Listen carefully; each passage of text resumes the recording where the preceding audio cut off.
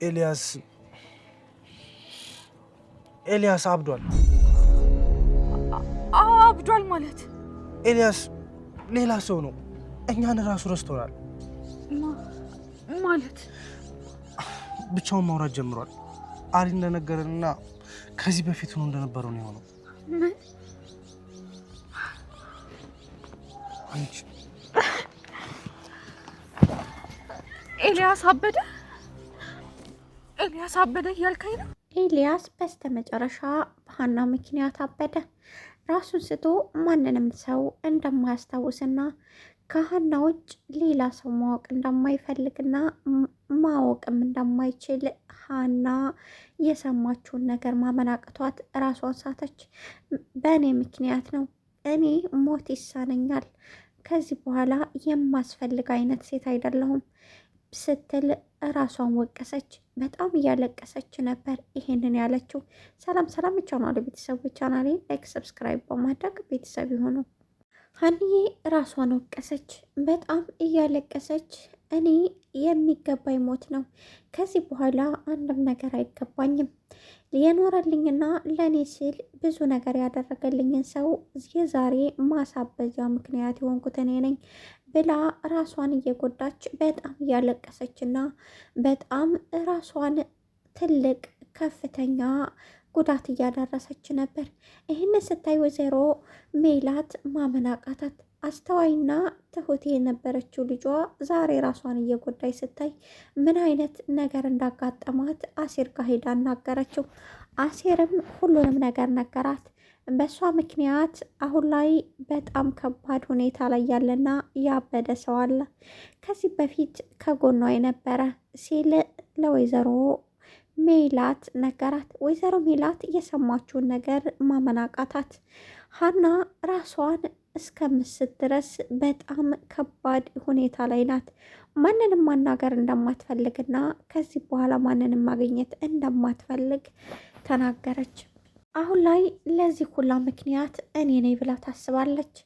ኤላ ከዚህ በፊት እሷን በማጣቱና እሷ ወደ አዲስ አበባ ስትመጣ ነበር አይምሮው በጣም ልክ አልሆን ብሎ ያመመው። ያንን ስለሚያውቁ ከሀና ጋር እንደተጣሉና ለሀና ብሎ ወደ አዲስ አበባ እንደመጣ ሲያውቅ ወንድሙ ተከታትሎት የመጣው በዚህ ነው። ሀና ይህን ስትሰማ ግን ራሷን መቆጣጠር አቃታት። ራሷን እስከምስት ድረስ ወደቀች። አሁን ወደ እሱ ውሰደኝ አለችው። አሴር ግን በዚህ ሁኔታሽ ልወስድሽ አልችልም፣ ራስሽን ካላረጋጋሽና ግዴታ ወደ ራስሽ ካልተመለሽ መውሰድ አልፈልግም ሲል ደጋግሞ ነገራት። እሷ ግን የማትወስደኝ ከሆነ መቼም ልረጋጋ አልችልም በማለት አሴርን ነገረችው። አሴርም ሁኔታዋ በጣም ስላስፈራውና በጣም ከፍተኛ ሐዘን ውስጥ እንደገባይ ሲገባው እሺ ቢያንስ እንኳ ራስሽን አረጋጊ፣ እሱን እዛ ቦታ ላይ ካላረጋጋሽና ግዴታ ወደ ራሱ እንዲመለስ ማድረግ ይኖርብሻል በማለት ነበረ አንዳንድ ነገሮችን ምክር የሰጣት። እሷ ግን ምክርም ሆነ ምንም ነገር መስማት አልፈልግም፣ አሁን እንድትወስደኝ የምፈልገው ኤልያስ ጋር ነው አለች። ኤልያስ አሁን ላይ በሀና ተስፋ አድርጎ ነበር። አባቷን አሳክማ ከጨረሰች በኋላ ወደ እኔ ትመለሳለች፣ የትዳር አጋሬ ትሆናለች ብሎ በእያንዳንዱ መንገድ አቅዶ ስለነበረ ለዛ ነው የተጎዳው። ኤልያስ ለዚህ የማይገባው መልካምና እንዲሁም ጥሩ ሀሳቢ እንዲሁም ጥሩ አፍቃሪ እንደሆነ ሀናም ሆነ አሲርም ተናግሯል። አሲር እኔ አሁን ላይ በኤልያስ ምክንያት ኤልያስ አዝኖብኝ ማየት አልፈልግም፣ ለዚህ ምክንያት ደግሞ እኔ ስላልሆንኩኝ በጣም ደስተኛ ነኝ ብሏት ነበር ከዚህ በፊት። ሀና ለማንም የማልገባ እኔ አረመኔ ነኝ፣ መስዋዕት የከፈለልኝንና ብዙ ነገር ያደረገልኝን ሰው ዛሬ ለማበዱ ምክንያት ሆኛለሁ፣ ስለዚህ የማልጠቅም ስሙ ስለሆንኩኝ ወደዛኛው ዓለም እንዲወስደኝ ፈጣሪን እለምናለሁ እያለች ሁል ጊዜ ፈጣሪዋን ከማመስገን ይልቅ ማማረር ቀጥላለች። ይሄ የሆነበት ምክንያት በኤልያስ ምክንያት ነው። ኤልያስ ይህ አይገባውም ብላ ስለማታስብ ነው። አሲር በእያንዳንዱ ነገር ከጎንሽ ነኝ ምንም ብታደርጊ፣ ነገር ግን ግዴታ መረጋጋት ይኖርብሻል አላት። ተምቹ መምረጥ አክቶታል። በአንድ በኩል አሁን ላይ በጣም ስነ ምግባሯ ያማረና በችግሯ ጊዜ የኖረችለት፣ በሌላ በኩል ደግሞ አሁን ላይ እድሜ ልኩን ሲያፈቅራት የሚኖረው ብላልና ሁለቱም ተምታተውበታል። ማን እንደሚያፈቅርና ነገር ግን ማን እንደሚመርጥ ግራ ገብቶታል። አሁን ላይ ወይዘሮ ሜላት የሰማችውን ነገር ማመን አቃታት። ከሰማችው በላይ ደግሞ የምታየውን ነገር ማመን አቅቷታል። ልጇ በዚህ መንገድ ሆና ማየት ለሷ በጣም ከባድ እንደሆነ በደንብ ታውቃለች።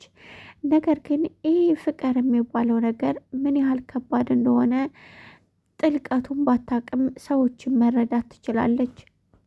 አሲር ለወይዘሮ ሜላት የነገራትን ነገር ማመን አቅቷታል። በእሷ ምክንያት ልጅ አብዷል። ትናንት መስዋዕት ሲከፍልላት የነበረና አይዞች ሲላት ከጎኗ ሲያጽናናት የነበረ ልጅ ዛሬ አሁን እሷ ፍቅረኛ እንዳላት ሲሰማ ከደሴ ወደ አዲስ አበባ መጥቶ ነበር።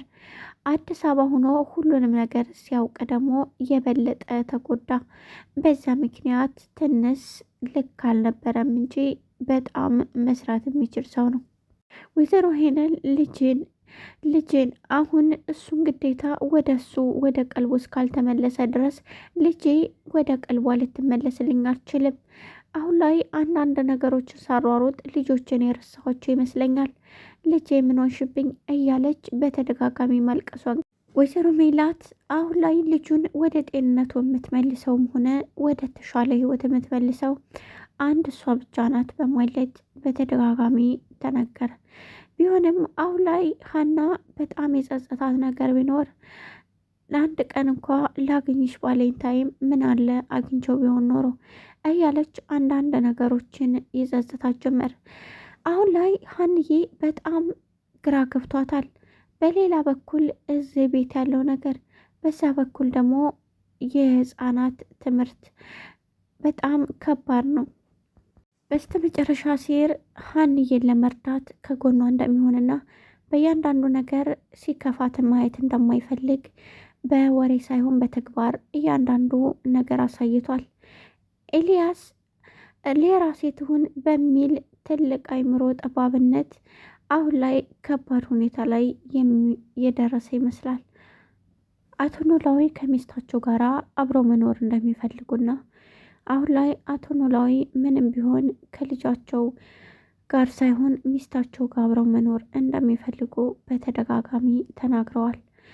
አሁን አቶ ኖላዊ ልጅ ያስፈልገናል፣ ዘሬ ደግሞ ግድ ነው በማለት ባለቤቷ አናገረችው። ባለቤቱም ኢንሻአላ በማለት ምላሽ ሰጣት። ውድና የተከበራችሁ ቻናሌ ቤተሰቦች ቻናሌን ላይክ፣ ሰብስክራይብ በማድረግ ቤተሰብ ስለምታደርጉኝ ከልብ ያመሰገንኩኝ። አዳዲስ ነገሮችን እናቀርባለን። አሁን ላይ ባይመችም እናመሰግናለን። ኖላዊ ድራማን ኖላዊ ብላችሁ ሰብስክራይብ በማድረግ ቤተሰብ አድርጓቸው።